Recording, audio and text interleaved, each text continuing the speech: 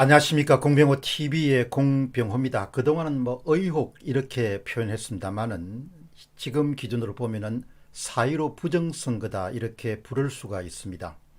오늘 방송 진행하도록 하겠습니다. QR코드가 핵심입니다. 중국산 QR코드. 성초우님은 QR코드가 키다. 여기에 숨긴 비밀이 있다면 이것은 밀란 수준이 될 것입니다. 송승환님은 이렇게 주장합니다. 빅데이터까지는 필요가 없습니다. 그동안 자유우파들이 여태까지 밝혀낸 조작을 쉽게 할 수 있습니다. 바코드면 충분한데 왜 굳이 중국산 QR코드를 선관위가 사용하였을까? 여기에 바로 비밀이 있습니다. 송승환 씨는 이렇게 주장합니다. 무리하면서까지 QR코드를 썼던 이유는 선거 압승만이 아니라 이번에 누가 반대자들인가를 알아내서 다음에 불이익을 주기 위한 데이터 수집이었다. 이렇게 주장합니다. 전문가인 사무엘 조님은 QR코드 자체에 주민번호 등 개인정보가 들어가면 비밀투표 규정 위반 및 헌법 위반입니다. 이번에 QR코드에 방대한 양의 개인정보를 정부가 수집한 것 자체만으로도 그야말로 선거는 무효화돼야 된다고 봅니다. 대규모 부정선거가 4월 15일 날 특히 사전투표 현장인 4월 11일과 4월 12일 날 이 땅에서 실시되었음은 명백하게 밝혀졌습니다. 민경욱 위원의 주장입니다. 국민 500만 명의 개인정보가 담긴 QR코드가 사전선거 관리 시스템에 들어있다. 이들 정보는 1월 중순부터 3월 중순에 서버에 모두 입력되었다. 들어있는 정보는 성명, 주민번호, 주소, 전화번호, 이메일, 등록 기준지, 전과, 병력, 학력, 납세, 교육 경력, 재산입니다. 방대한 정보가 들어갔습니다. 민경욱 위원의 주장입니다. 이 정보를 담은 서버는 4월 30일까지 디가우저로 지우거나 드릴로 구멍을 찍어서 모든 정보에 포렌식이 불가능하도록 되어 있습니다. 이 모든 정보가 사라지도록 되어 있습니다. 민경욱 의원의 주장입니다. 그들은 어떻게 사전투표를 조작했는가? 스캇 인간과 자유이야기에서 방송한 미국의 QR코드 플랫폼 사업가가 주장하는 사전투표 조작 방법이 상당한 설득력이 있고 아마도 이 방법이 4월 15일 이전에 실시됐던 사전투표에 적용된 것으로 보입니다. 그 내용을 압축해서 전달합니다. 조작한 사람들이 사용한 방법입니다. 첫 번째는 유권자가 투표 현장에 도착해서 신분증을 제시하면 담당자는 신분증을 스캔한 뒤에 주민등록번호와 주소, 성병 등 개인정보가 컴퓨터에 떼게 되고 그 용지를 출력해서 유권자에게 전달하게 됩니다. 2014년 5월 27일 날 미디어오늘의 이재진 기자가 취재한 바에 따르면 당시에도 논란이 있었습니다. 그래서 당시에 기자가 물었습니다. 중앙선거관리위원회 김진묵 사무관에게 물었습니다. 그러자 김진묵 사무관이 이렇게 주장했습니다. 2014년 일입니다. QR코드에는 선거법 규정대로 일렬번호와 선거명, 선거구명, 관할 선거관리위원회 등의 정보가 있고 개인정보는 일체 포함되지 않습니다. QR코드에 개인정보가 담겨 있지 않기 때문에 QR코드를 스캔하더라도 확인할 수 없습니다. 이렇게 시중의 의혹을 2014년도에 해명했습니다. QR코드에 개인정보를 집어넣는다는 그 자체가 이미 엄청난 부정행위를 시작하는 것을 뜻합니다. 여기서 이미 이번 선거에서 방대한 양의 개인정보가 담긴 QR코드를 중앙선거관리위원회가 사용한 것 자체가 비밀선거를 규정한 헌법을 위반한 중대한 범죄 행위에 해당합니다. 그 다음 보시기 바랍니다. 여러분들이 투표장에 가셔서 스캔을 해서 출력받은 그 투표 용지에는 유권자가 어느 후보를 선택하든지 간에 관계없이, 여러분 여기서 중요합니다. 여러분들이 표를 1번에 찍든 2번에 찍든 간에 그 빈 투표용지의 우측 하단에 보면은 QR코드가 미리 인쇄되어 있습니다. 그 QR코드가 인쇄된 투표용지를 여러분들이 갖고 위에다가 붉은 인주를 찍게 되는 겁니다. 그런데 그 QR코드에는 개인정보와 아울러서 특정 정당에 관한 번호와 관련된 정보가 입력되었을 가능성이 99.9999%가 되는 겁니다. 빈 투표용지에는 유권자의 의사와 관계없이 이미 특정 정당의 특정 후보를 찍도록 그렇게 이미 그게 입력이 되어 있습니다. 암호 형식으로. 이를 쉽게 표현하면 빈 투표용지에 이미 1번, 2번, 3번 후보의 득표를 결정한 암호를 새겨둔 QR코드가 입력되어서 출력되어서 유권자에게 전달된다는 사실입니다. 중요한 점은 사전투표입니다. 이는 당일 투표가 아니고 사전투표에서는 유권자의 선택은 전혀 중요하지 않다는 사실입니다.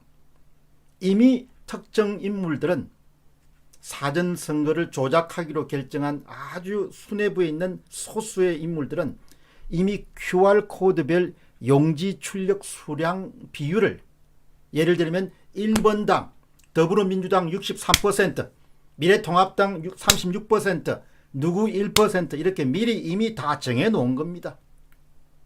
63, 36 이런 수치가 이미 계산되어 있었던 겁니다. 그래서 그 수치만큼 정확하게 사전선거의 득표율과 득표수가 결정될 수밖에 없습니다.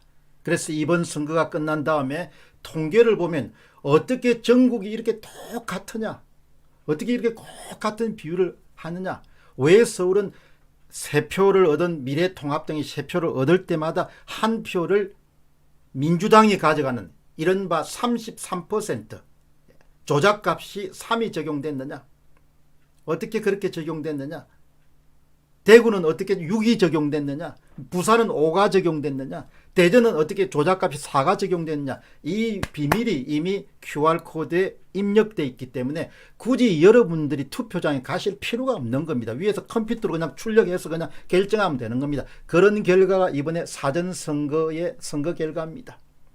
명백한 관건 선거가 된 거죠. 아주 디지털 지식을 악용한 겁니다. 여전히 이 방송을 들으신 분들 가운데 아날로그 세계에 머무르신 분들은 절대 그런 일이 어떻게 일어나겠냐, 지금도 고집하시는 분이 있죠. 유튜브 중에는 지금도 고집하는 사람도 있습니다. 그 비중이 서울은 67% 대 33%입니다. 서울은 3표 가운데 1표를 민주당이 빼앗은 형식의 결과가 나왔습니다. 67대 33. 67대 33. 어떻게 그게 나왔는지 한번 보시죠. 첫 번째, 선거를 앞두고 반복되는 여론조사를 통해서 얼마든지 이번 일을 기획한 사람들은 당일 득표율, 당일 득표수를 예상할 수 있습니다. 두 번째입니다. 승리하기 위해서 필요한 예상 득표율과 예상 득표수를 미리 예상합니다.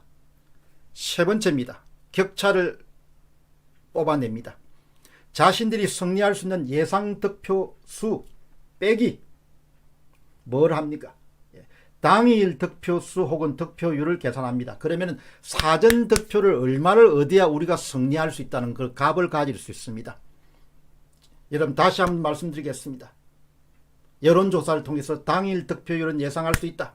우리가 이기기 위해서는 예상 득표율도 계산할 수 있다.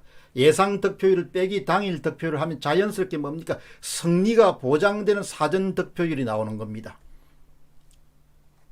그 사전 득표율을 정한 다음에 QR코드에 1번, 2번의 정확한 비율을 결정해서 넣은 겁니다. 그것이 서울은 67대 33입니다. 3표 가운데 1표를 가져오는 훔치는 조작값대로 67대 33으로 프린트를 해서 사전투표 현장에 방문한 사람들이 자신의 의도와 관계없이 찍도록 하게 되면 결정이 되는 것이죠. 서울은 3표 가운데 1표를 야당으로부터 빼앗는 방식을 사용하면 정확하게 67대 33이라는 이렇게 비율이 나옵니다. 67대 33에 맞게끔 QR코드에 암호를 입력해서 만들어낸 겁니다. 그래서 제1당은 67장, 제2당은 30장이 될 수 있게끔 그렇게 그래서 유권자들은 이 모든 방법들이 4.15 부정선거에서 그대로 적용됐을 가능성이 99.99%입니다. 다음은 중요 핵심 포인트입니다. 유권자들이 사전투표 현장에서 발급받는 비어있는 사전투표 용지에는 우측 하단의 QR코드 내에 암호가 있습니다. 그 암호에 이미 유권자의 의도와 관계없이, 유권자가 어떤 후보를 결정하든지 관계없이 그 여러분들이 갖게 되는 투표 용지에는 1번이든 2번이든 이미 결정되어 있는 겁니다.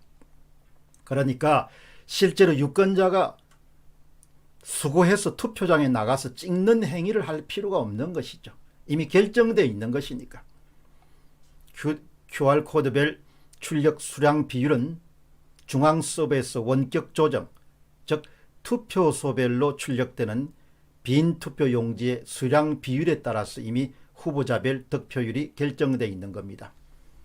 저는 이미 사전투표가 실시된 날에 이미 승부가 결정됐다, 그런 직감을 항상 가져왔습니다.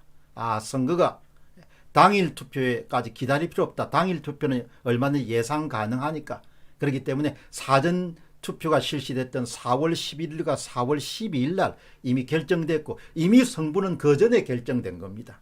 QR코드 만들 때 이미 결정된 겁니다. QR코드에 암호를 입력할 때 이미 승부를 결정한 겁니다. 정당별 사전투표수를 결정한 다음에 중앙 서버를 이용해서 배분을 한 것이죠. 그래서 이번 선거가 끝나고 난 다음에 너무나 놀랍게도 야당은 33%, 25%, 20%, 17% 지역별로 차등이 나는 아주 규칙적인 그런 득표율을 갖게 된 겁니다. 여러분, 이 비밀이 이제 낱낱이 밝혀졌습니다. 4.15 부정선거는 1960년 3.15 부정선거와는 비교할 수 없는 대규모 부정선거입니다. 이것은 현 정부가 물러나야 될 정도의 중대한 사안입니다. 그리고 이런 엄청난, 전 세계인들에게 한국인들을 부끄럽게 만들 수 있는 이 엄청난 범죄 행위에 직접 관여했던 사람들은 엄중한 처벌을 받아야 될 것입니다. 여당도 석고대죄할 수준 정도가 아닙니다. 이번 사건의 핵심은 장기 집권을 확보하기 위해서 무리수를 두었고, 그 과정에서 핵심 관계자들이 중국을 끌어들여서 QR코드와 화웨이 제품과 LG U+의 시스템을 다 동원해 가지고 결국은 실시한, 그야말로 기상천외한, 너무나 부끄러운, 너무나 수치스러운 그런 범죄 행위가 4월 15일 날 실시가 됐습니다. 이 건을 우리가 명백히 밝힐 수가 없으면 그것은 나라가 아닙니다. 공병호 TV의 공병호였습니다. 감사합니다.